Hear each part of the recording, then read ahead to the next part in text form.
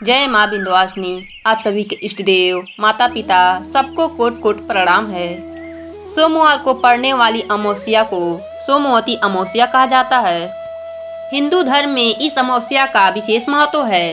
पुराणों में कहा गया है कि इस दिन सुहागिन महिलाओं को अपने पति की दीर्घायु की कामना के लिए पूजा जरूर करना चाहिए।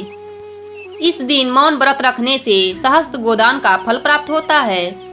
सोमवार चूंकि भगवान शिव को समर्पित है, इसलिए इस दिन भोलेनाथ की पूजा करते हुए महिलाएं अपने पति की दीर्घायु की कामना करती हैं और पीपल के वृक्ष में शिव जी का वास मानकर उसकी पूजा और 108 परिक्रमा की जाती है। वैसे तो इस दिन गंगा स्नान का विशेष महत्व माना गया है, लेकिन यदि संभव न हो तो नहाते समय पानी में गंगा जल मिलाकर स्नान करें। इस दिन पीपल के वृक्ष की पूजा करने से सौभाग्य में वृद्धि होती है। पीपल की पूजा के बाद गरीबों को कुछ दान अवश्य देना चाहिए। यदि कोई नदी या सरोवर निकट हो तो वहां अवश्य जाएं और भगवान शंकर, माता पार्वती, गणेश जी और तुलसी जी की भक्ति भाव से पूजा करें। सोमवती अमावस्या के दिन 108 बार तुलसी की परिक्रमा करना, ओमकार का जप करना, सूर्य नारायण की अर्घ्य देना अत्यंत फलदायी होता है। सिर्फ तुलसी जी की 108 बार प्रदक्षिणा करने से घर की दरिद्रता भाग जाती है। पुराणों में कहा गया है कि सोमवार को अमावस्या बड़े भाग से पड़ता है। सोमवार चंद्रमा का दिन है। इस दिन अमावस्या को सूर्य तथा चंद्र एक सीध में स्थित रहते हैं, इसलिए यह पर्व विशेष पुण्य देने वाला होता है। धर्मशास्त्रों में ऐसा वर्णित है कि पांडव पूरे जीवन तरसते रहे, परंतु उनके संपूर्ण जीवन में सोमवती अमावस्या नहीं पाई। सोमवती अमावस्या प्रारंभ होगा रात 12:44 से 14 दिसंबर को समाप्त होगा रात 9:46 पर। सोमवती अमावस्या के दिन इन कथाओं को विधि पूर्वक सुना जाता है। एक गरीब ब्राह्मण परिवार था, जिसमें पति पत्नी के अलावा एक पुत्री भी थी। पुत्री धीरे धीरे बड़ी होने लगी। उस लड़की में समय के साथ सभी गुणों का विकास हो रहा था। ब्राह्मण लड़की सुंदर, संस्कारिक एवं गुणवान भी थी, लेकिन गरीब होने के कारण उसका विवाह नहीं हो पा रहा था। एक दिन उस ब्राह्मण के घर एक साधु पधारे, जो कि कन्या के सेवा भाव से काफी प्रसन्न हुए। कन्या को लंबी आयु का आशीर्वाद देते हुए साधु ने कहा कि कन्या के हथेली में विवाह का योग नहीं है।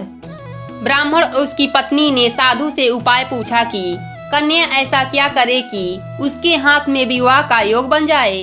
साधु ने कुछ देर विचार करने के बाद अपनी अंतर्दृष्टि से ध्यान करके बतलाया कि कुछ दूरी पर एक गांव में सोना नाम की धोबी जात की एक महिला अपने बेटे और बहू के साथ रहती है, जो कि बहुत ही आचार विचार और संस्कार संपन्न तथा पति परायण है। यदि यह कन्या उसकी सेवा करे और वह महिला इसकी मांग में अपने मांग का सिंदूर लगा दे, उसके बाद इस कन्या का विवाह हो तो इस कन्या का विधवा योग मिट जाएगा। साधु ने यह भी बतलाया कि वह महिला कहीं आती जाती नहीं है। यह बात सुनकर ब्राह्मणी ने अपनी बेटी से धोबिन की सेवा करने की बात कही। कन्या मान गई और धोबिन के घर जाकर सफाई और अन्य काम करके अपने घर वापिस आ जाती। सोना धोबिन अपनी बहू से पूछती है कि तुम तो सुबह ही जल्दी उठकर सारा काम कर लेती हो, मुझे पता भी नहीं चलता है। बहू ने कहा कि माँ जी, मैंने तो सोचा कि आप ही सुबह उठकर सारे काम खुद ही खत्म कर लेती हैं, मैं तो देर से उठती हूँ। इस पर दोनों सास बहू निगरानी करने लगी कि कौन है जो सुबह ही घर का सारा काम करके चला जाता है। कई दिनों के बाद धोबिन ने देखा कि एक कन्या मुंह अंधेरे घर में आती है और सारे काम करने के बाद चली जाती है। जब वह जाने लगी तो सोना धोबिन उसके पैरों पर गिर पड़ी। पूछने लगी कि आप कौन हैं और इस तरह छुप कर मेरे घर की चाकरी क्यों करती हैं। तब कन्या ने साधु द्वारा कही गई सारी बात बतला दी। सोना धोबिन पति परायण थी, उसमें तेज था, वह तैयार हो गई। सोना धोबिन के पति थोड़ा अस्वस्थ थे। उसने अपनी बहू से अपने लौट आने तक घर पर ही रहने को कहा।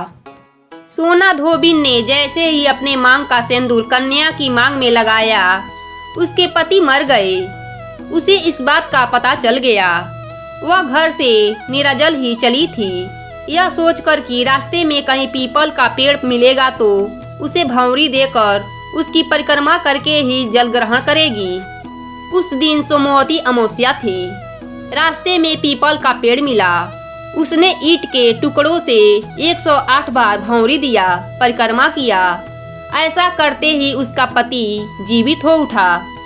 हे पार्वती माता, जो भी इस कहानी को कहे, सुने या हुंकार भरे, उसको भी अखंड सौभाग्य देना।